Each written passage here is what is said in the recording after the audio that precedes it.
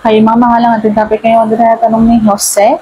Ang tanong niya ay, Ma'am, bakit yung aking asawa ay ayaw magpatrabaho? Yung trabaho na sinasabi ko ay yung tatrabahuhin mo ang katawan ng iyong asawa o ng iyong jowa. So, bakit nga daw ba ayaw magpatrabaho ng kanyang asawa? At kapag pumapayag daw ay sandali lamang. So, yan po yung pag-uusapan ko today's video. Interesado ka bang malaman kung ano ang kasagot? Please keep on watching para bago yan. Kung bago ka pa lang sa akin channel, please consider to like this video and subscribe my channel.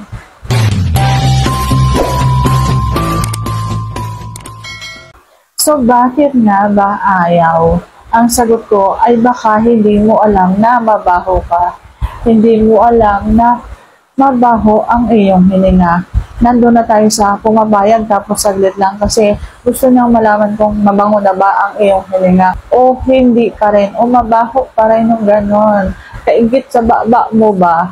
So, kapag halimbawa ang iyong asawa ay hindi pumapayag magpatrabaho lalo na ang magpahalik, ang ibig sabihin niyan ay mabaho ka, mabaho ang hinga mo kahit na ikaw ay nagsipilyo na. Kahit naman ako, kapag halimbawa halikan ako tapos mabaho, na amoy kong mabaho, hindi talaga ako magpapahalik.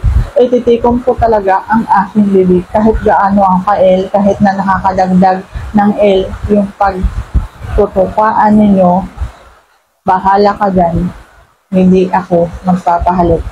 At kapag halimbawa ang iyong asawa ay hindi nagpapatrabaho sa kanyang katawan, siguradong hindi ka marunong.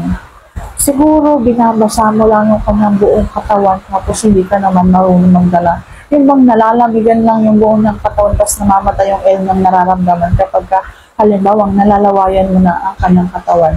Dapat kasi po kapag hahalikan mo ang katawan ng isang babae, wag kang mag-iiwan ng maraming laway.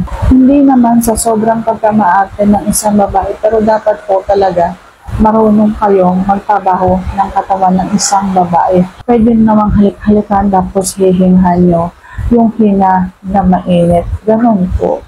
Kapag halimbawang hahalik kayo sa buong katawan, yung hinga na mainit lang ang iiwan ninyo. Yung pahalik-halik na may paghinga. Ganon. So, yun yung masarap. Hindi yung halik na malaway. Okay po. So, sana sa kung tama ngayon tanong, and if you like this video, please consider to like this video and subscribe my channel. Thank you for watching. See you on my next vlog.